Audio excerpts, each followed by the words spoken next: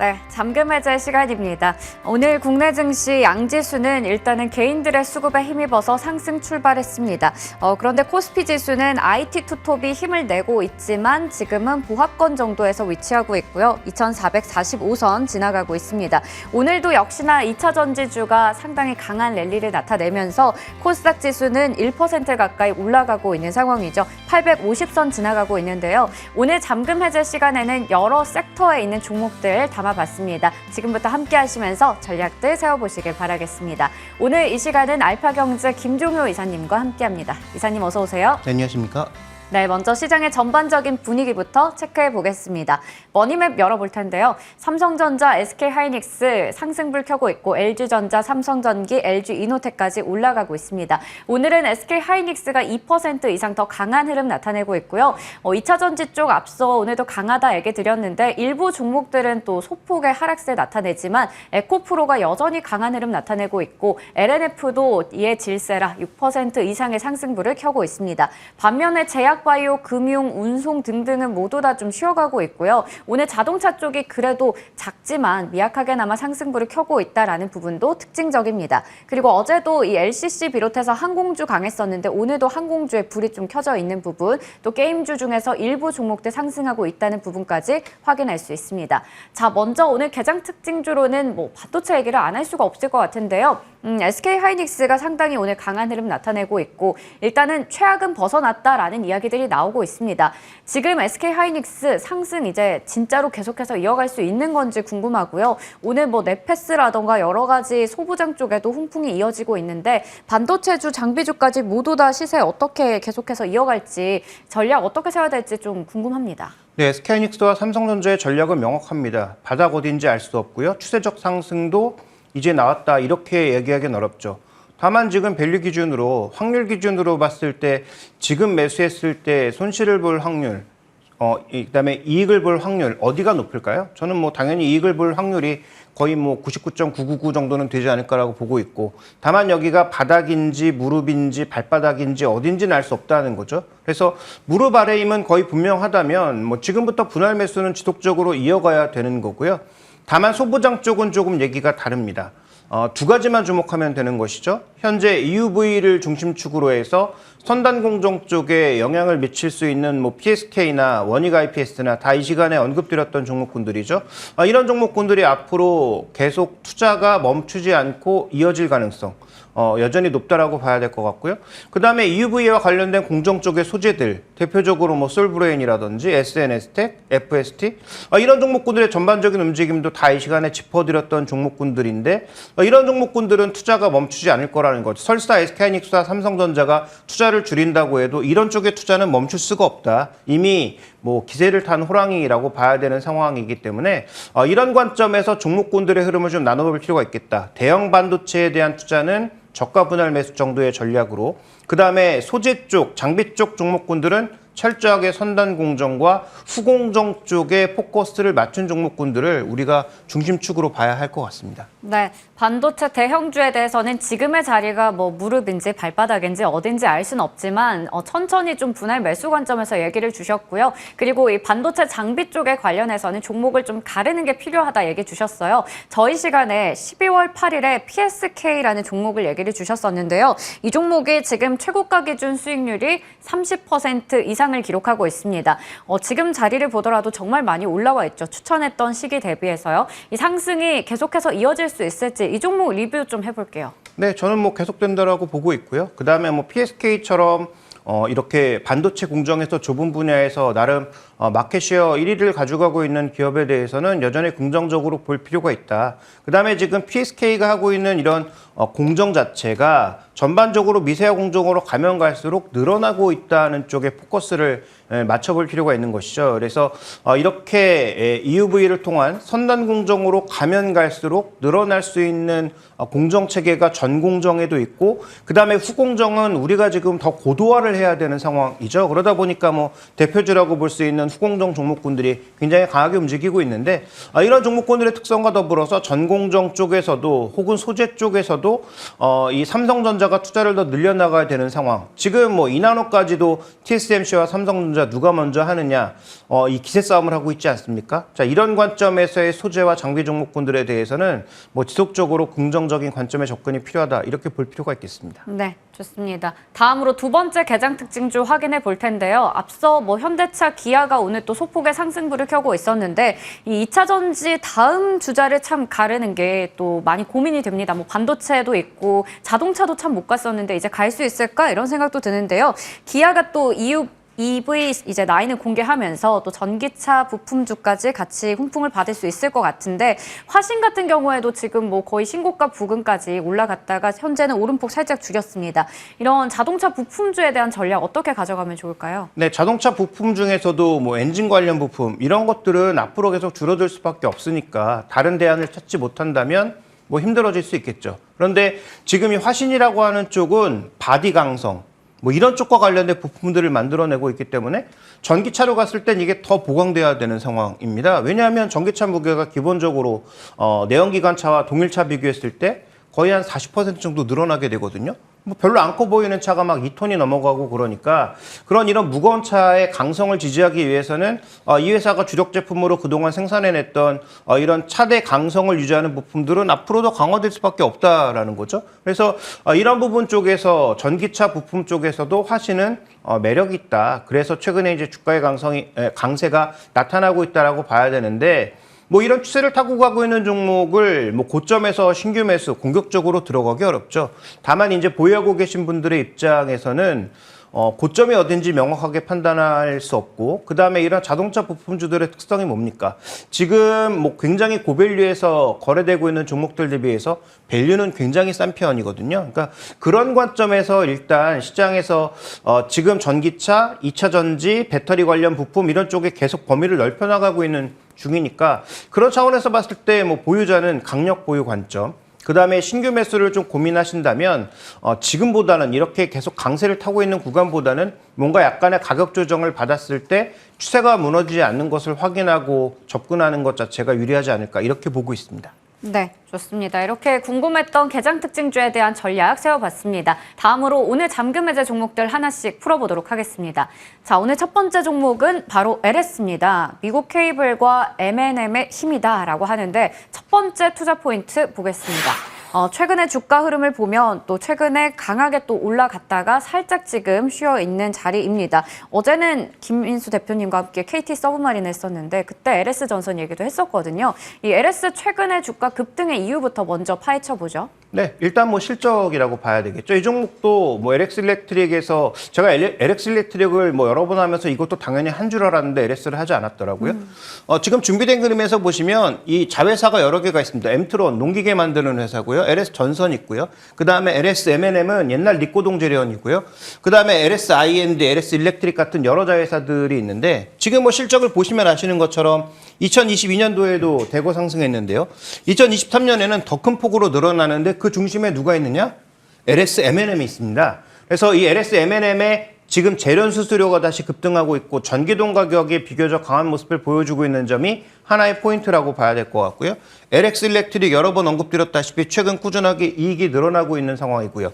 근데 이 M&M의 핵심 포인트는 뭐냐면 2022년에 100% 자회사로 흡수함으로써 실적을 이제 100% 그대로 끌어온다는 거죠. 예전에는 지분법으로 평가받았는데 이제는 뭐 100% 자회사가 됨으로써 이익을 100% 끌어올 수 있고 그 다음에 LS 전선 부분 아시는 것처럼 여러 번 언급드렸다시피 지금 막 ESG 관련돼서 뭐 해상풍력이라도 이런 거 깔고 있잖아요. 네. 이게 뭐 해야 되죠? 전력 끌고 와야 되죠. 그러면 전력 끌고 올 때 송배전도 필요하지만 뭐가 필요합니까? 전선 케이블 필요하죠. 이런 수요가 앞으로도 계속 늘어날 수밖에 없다라는 점을 고려해 봤을 때 중요한 것은 올해 실적 저렇게 딱 정점 찍고 떨어지지 않고 이게 이제 이어진다라는 거죠.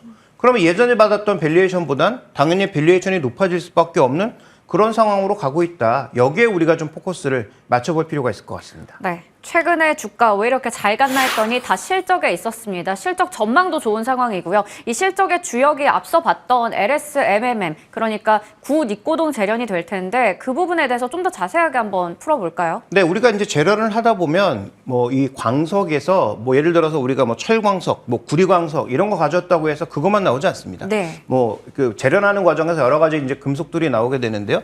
실제적으로 준비된 그림 보시면 전기동 가격과 LS 주가가 굉장히 맥락을 같이 하는 모습을 보여주고 있는 데다가 예전보다 100% 자회사로 편입되면서 실적에 더 민감하게 유입될 수밖에 없는 과정이거든요.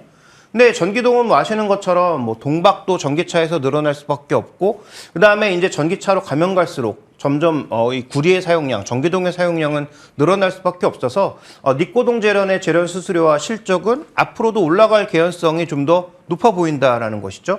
그 다음에 이제 뭐 충전소라든지 다양한 어떤 그런 수요들이 앞으로 발생할 가능성. 거기다 아까 말씀드렸던 케이블 전부 뭐가 들어갑니까? 구리가 들어간다라는 거죠. 그러니까 그런 차원에서 우리가 하나 살펴볼 필요가 있는 것이고, 다음 이제 준비된 그림을 하나 더 볼까요?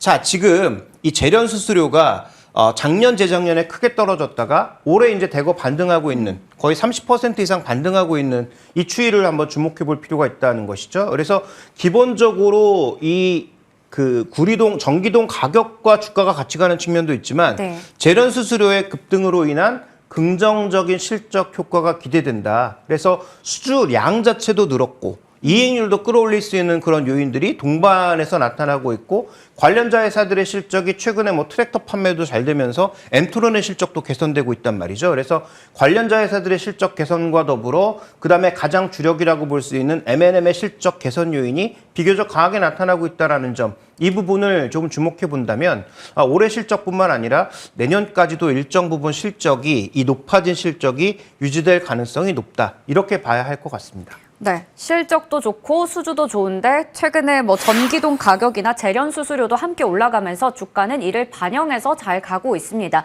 그렇다면 앞서 얘기해 주셨듯이 밸류에이션이 점점 더 높아질 수밖에 없겠는데요. 어느 정도의 가격을 보고 계세요? 네, 이거 뭐 매출은 뭐 몇십조가 나지만 마진율이 굉장히 낮은 기업이었기 때문에 밸류가 굉장히 낮았습니다. 지금 뭐 PB 관점에서 보시면 여전히 0.56배 정도 수준에서 움직이고 있는 굉장히 이제 낮아 보이는 종목이라는 거죠.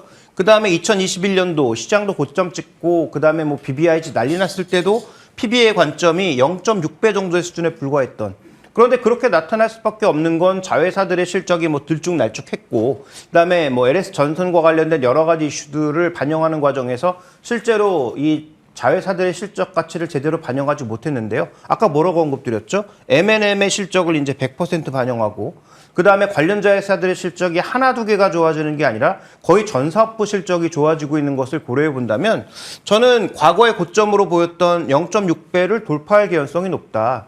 지금 시장보다도 엄청나게 낮게 거래되고 있고, 그 다음에 관련 회사들 비해서 또 낮게 거래되고 있는 저 밸류는 좀 싸 보인다라는 거죠. 그래서 최근에 주가가 급등한 이후에 약간의 조정을 겪고 있지만 뭐 지금 현재는 매수 구간이라고 여전히 판단하고 있고요. 목표 가격은 한 0.7배 정도까지만 봤을 때도 10만 원을 훌쩍 넘어가는 그런 목표 주가를 산정해 볼 수 있다는 것이죠. 그래서 지금 뭐 시장이 0.9배 뭐 이 정도가 뭐 밴드의 저점이다, 이렇게 코스피 기준으로 얘기하고 있는데, 여긴 거기까지만 가도 너무 좋은 거고, 그 정도 못 가서 우리가 여러 가지 요소들을 적용해 할인을 적용한다고 해서 0.7배만 적용해도 10만 원 정도의 주가를 예상할 수 있는 합리적인 수준이기 때문에 저는 여전히 LS 긍정적으로 판단하고 있습니다. 네, 긍정적으로 보고 계신 LS에 대해서 목표 주가 10만 원 제시해 주셨습니다. 다음 종목 확인해 보겠습니다. 바로 크래프톤인데요. 자사주의 매입, 거기다가 소각까지 반등의 불씨가 될 수 있을지 보도록 하겠습니다. 자, 첫 번째가 먼저 자사주의 소각입니다. 이 회사가 또 자사주 이야기가 거의 안 나왔었는데 이번에 자사주 매입과 함께 소각까지 발표를 했어요. 사실 신작도 굉장히 부진했고 이렇다 할 성과가 없어서 굉장히 지금 뭐 소액주주 입장에서는 뿔이 나 있는 그런 상태였는데, 이 뉴스가 주가 반등의 불씨가 될까요? 네, 결론부터 말씀드리면 뭐 큰 불씨는 될 수가 없겠죠. 그런데 이제 핵심 포인트는 뭐냐면 그래도 하지 않은 걸 하고 있다라는 게 핵심 포인트죠. 그래서 뭐 그렇게 지분도 크지 않습니다. 이번에 96만 주, 금액으로는 작지 않죠. 1670억인데 지금 보통주 주식이 4900만 주, 거의 5천만 주 가까이 있기 때문에 여기에 96만 주 하는 게 한 2% 정도 된다는 거죠. 물론 뭐 대주주 지분 빼고 못 빼고 다 했을 때 뭐 유통 주식 수 대비해서는 당연히 비중이 더 높아지겠지만 이것을 하는 것 자체는 굉장히 긍정적이고 소각까지 하니까 긍정적이기는 하나 이것만으로 주가의 상승을 이끌기에는 당연히 부족하겠죠. 그럼에도 불구하고 오늘 이 뉴스를 굳이 말씀드리는 이유는 게임사의 주가의 본질은 좋은 게임을 얼만큼 돈을 잘 벌 수 있느냐에 달려있는데 배틀 오브 그라운드는 뭐 이미 돈을 계속 잘 벌고 있는 게임이고 다만 추가적으로 더 뭐가 붙지 않아서가 가장 큰 문제 아니겠습니까? 근데 그건 뭐 시간이 이제 해결해 줄 문제라고 봐야 될 것 같고 그러면 그 시간이 해결해 주기 이전에 이 회사가 뭘 하고 있어야 되느냐? 뭐라도 해야 되는 거죠. 뭐 비용을 줄인다든지 아니면 이런 주주환원을 통해서라도 가치를 올릴 수 있는 노력을 그동안 아무것도 하지 않았는데 일단 뭔가 시작을 하고 있다라는 관점에서 이제부터는 그럼 이 회사의 주가가 여러 가지를 악재를 반영한 낮은 주가라면 관심을 가져야 되는 게 아닌가? 그 다음에 기본적으로 우리가 배틀 오브 그라운드에 대해서 한계가 뚜렷하다라고 얘기하지만 이게 여전히 그래도 마진율을 잘 내고 있나? 이 정도를 확인하면 되지 않나? 그런 차원에서 아무도 쳐다보고 있지 않은 크래프톤으로 한번 가져와 봤습니다. 네, 아무도 쳐다보고 있지 않을 때가 또 기회가 될 수도 있다라는 생각이 듭니다.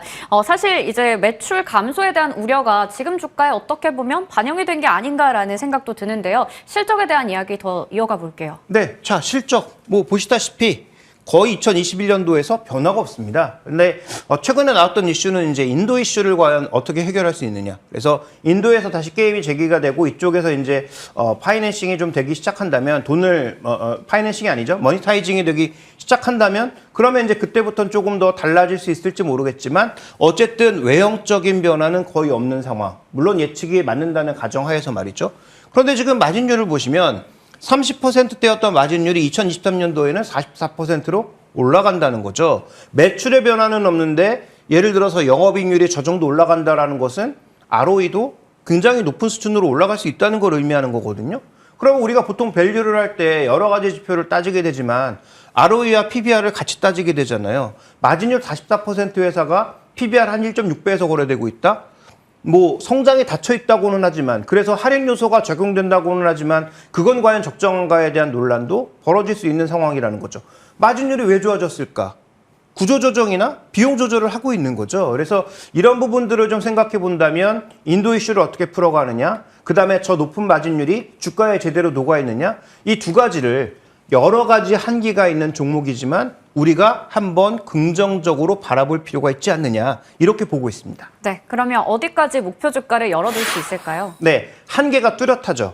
성장이 없는 회사가 마진율이 좋아졌다고 해서 과거만큼의 밸류를 받는 것 불가능하죠. 네. 그렇지만 이 회사는 지금 상장가 자체가 워낙 높았기 때문에 이익 관점에서도 자산 가치 관점에서도 줄곧 흘러내렸다는 거죠. 그래서 거의 역대 최저 수준으로 지금 내려와서 이제는 옆으로 흐르기 시작한 상황입니다. 또 옆으로 흐르기 시작했는데 아까 무슨 말씀드렸죠? 주주환원을 위해서 노력을 하기 시작했다라는 거죠. 그래서 이게 끝인지 또 할지는 지켜봐야 되겠지만 어쨌든 이런 식의 주주환원을 시작했는데 안 한다? 이것도 이제 엄청난 비난과 압력을 받겠죠. 그래서 이게 시작됐다라는 게 중요하다라고 말씀을 드렸던 거고요. 옆으로 오르기 시작한 상황에서 마진율이 높아진다. 그게 뭐 비용 감소에 따른 효과라고 하더라도 마진율이 좋아진 것에 대한 가치가 지금 주가에 반영이 되지 않았다라는 것이고요. 그 다음에 아까 이제 신규 게임이라든지 이런 것들은 결국 시간이 해결해 줄 문제다. 영원히 안 될 수도 있고 바로 다음 게임에서 뭔가 터질 수도 있는 거죠. 어쨌든 그걸 우리가 알 수는 없으나 그런 변수가 이제 시간 함수로 우리한테 다가온다라는 것을 고려해 봤을 때 당장 뭐 주가가 이제 폭발적으로 올라갈 만한 그런 요인은 전혀 없다고 하더라도 현재 주가에서 일정 부분의 업사이드는 저는 충분히 가능하지 않을까. 그러면 게임업계 지금 평균 PER이 한 20배 정도 된단 말이죠. 네.